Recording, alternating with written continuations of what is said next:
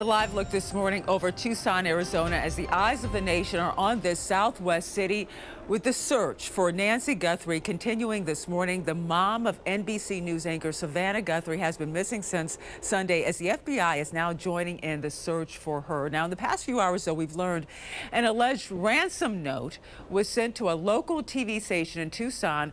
According to investigators, that note contained details about the home and what Nancy was wearing the night she went missing. Right now, detectives are staying quiet about what they know so far in this case. We are following all leads we have. That's all I can tell you. We've got hundreds of leads, and it's from you that produce those leads by telling people we need help, and I'm grateful for that. But I'm not going to get into all that. We have a team designated to deal with all of our leads. They're looking into all of that. We have put together a timeline right here based on what the police know so far. Saturday, 9:45 p.m., Nancy is dropped off at her home. Sunday morning, she doesn't show up for church. That worries, of course, some of her friends. Sunday at noon, the Guthrie family is notified by the friend she didn't come to church, and they immediately called police. And then you have Sunday night right there. The Pima County Sheriff's Department starts searching the area around her home. Detectives also note blood drops on the ground of that house. And then you have Monday morning, police confirm Nancy left her home, apparently against her will. The FBI and the Pima County Sheriff's Department are still looking into that ransom note that was found. Officials had originally decided not to tip off the public about that note. However, TMZ obtained it somehow and reported on it before contacting the Sheriff's Department. Now to the deepening mystery tonight surrounding the disappearance of Savannah Guthrie's mother. Investigators now believe 84-year-old Nancy Guthrie, seen here, was abducted from her home near Tucson, Arizona over the weekend, pointing to new signs of forced entry. We do believe that Nancy was taken from her home against her will, and that's where we're at. And tonight, the Pima County Sheriff's Department says they are aware of reports about a possible ransom note here sent to a local TV station in Tucson, Arizona, as well as TMZ. Detectives, though, are not ruling out the possibility of a ransom situation or perhaps a robbery gone wrong. Every lead and tip is important. We are aggressively pursuing and looking into every single one. Detectives are analyzing DNA found at the scene there and Guthrie's cell phone tonight. The LA Times now reporting authorities found blood inside her home, that according to law enforcement sources. And right now, tonight, it is a race against the clock to find her. Nancy Guthrie has high blood pressure, a pacemaker, and cardiac issues, according to investigators. The sheriff once again warning tonight that she is without medication that she needs to live. A 3-month FBI crackdown on violent gangs and illegal drugs ended with a bang. The arrest of 50 Latin King gang members. They also seized hundreds of thousands of dollars and enough fentanyl to kill 5 million Americans. Joining us this morning to discuss is former FBI special agent in charge and former head of the Chicago PD, Jody Weiss. Jody, good morning to you. A big success for the agency, shows how the FBI really taken down all these violent gang networks in America. Latin Kings, founded there in Chicago. You were very familiar with them. Talk very briefly about this operation and why it was so important to get these guys off the streets. Well, you know, Jen, they've been around for a long time. I think the Latin Kings started in the 50s, and they're probably one of the largest and most structured Latin gangs in the country. But you know what impressed me about this investigation was the speed. I used to always hear complaints, hey, the FBI does great work, but you take years for these type of cases. They did this in 3 months. So that to me was very, very impressive. But I think what got on everybody's attention was how the Kings were threatening law enforcement officers. And I think that really put them right in the radar scope. And the Bureau did a great job getting these folks off with local police. So it was a good catch. They are prioritizing specifically these types of crimes at the FBI there. I want to ask you and shift gears very quickly about what's happening in Arizona, where you live, and where there's a massive investigation underway to find the mother of NBC Today show anchor Savannah Guthrie. There's so many questions about this and a lot that doesn't make any sense. First, you don't hear every day an 84-year-old grandma being abducted from her home. Her cell phone was left, her car was left, her wallet was all left behind. We also know that Savannah's sister was the last one to see her and actually was taking her home from dinner, so she saw her that night.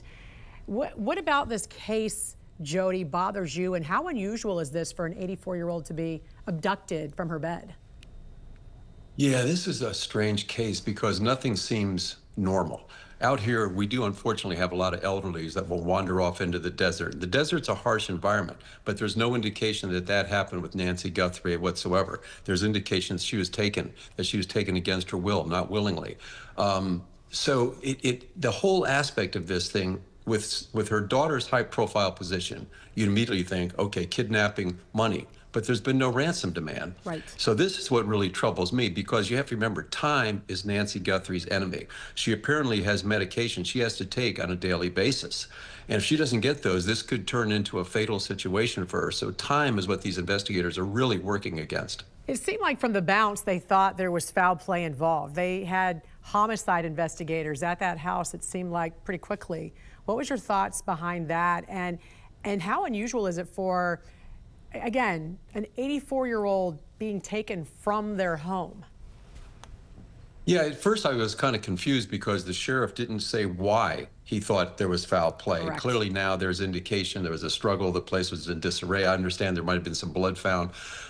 It is unusual. With her daughter's high profile, again, my first thought was kidnapping, money, but there's been nothing has come out. But now the investigation really has to work out just slowly, methodically. Thank God they have her phone, because they can go that and see her inner circle. Who did she interact with? Who had access to the home? So you think this is All more that of will an be tracked down. you think this is more of an inner circle type of a situation? Well, we don't really know, but that's going to be the start, Jan. And then hopefully there's cameras somewhere that might identify a vehicle in the area that can be loaded into the license plate readers, and then hopefully that can be found. But like I said, time is of the essence. DNA processing, fingerprints takes time. So hopefully they can find a lead quickly. So my question was, in situations like this, let's say it was a home invasion and there was a struggle, and like you said, they might have found blood there on the scene. Usually is a body taken, though, or is a person taken from the scene? In a home invasion, no, they want stuff. No, the criminals are going to come in, they're going to take something of value, get in, get out. Hopefully they won't hurt the victim. But in this one, nothing was taken. Her phone was left, her wallet, her purse was there, keys were there. Nothing apparently of value was taken in the home. So clearly the focus was on Nancy Guthrie. But what we don't know right now was why. Without getting a ransom demand, I have no idea as to why someone would take an 84-year-old person with a high-profile daughter, and then all you hear is radio silence and nothing afterwards. And time is the criticality. Correct. In this case. But we're also hearing, too, that she couldn't walk more than 50 yards. So there so she might have also had to have been carried out if she couldn't walk that far. So there's lots of questions and lots of variables. In the meantime, is it unusual that we're not seeing more, do you think, from the family, more pleas from help from the family? Well, I think it's got out pretty well. The great media station done a good job. You know, you've done a great job getting the word out, and the sheriff has made a plea. Please, if anybody has any information, to pass it along. And I think that's going to be how this case will be solved. Somebody's seen something, and hopefully they'll call it in, or maybe technology will spot something. But you've got to know what you're looking for. And if there's no vehicle to load into the license plate readers, you can't, you know, what are you going to look at? But there's got to be some clue. Didn't she have cameras? I thought there was, you know, Mark and I talked about this. She had cameras, right? So then where's that video? I know.